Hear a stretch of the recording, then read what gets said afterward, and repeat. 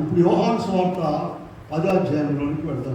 17వ వచనం చూద్దాం, చదవండి. నేను దానిని మరలా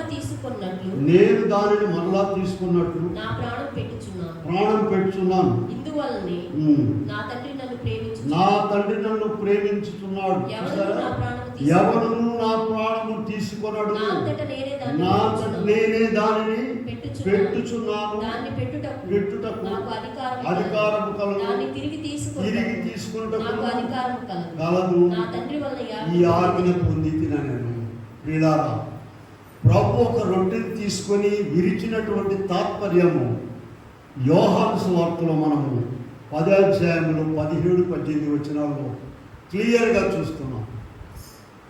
ప్రభువు ఏం చెప్తున్నారు? నా ప్రాణమును ఎవరు కూడా తీసుకోలేరు, నేనే దాన్ని పెట్టుచున్నాను, మళ్ళా తిరిగి నేను తీసుకుంటున్నాను. ఎంత అధికారం ఉన్నదో చూడండి.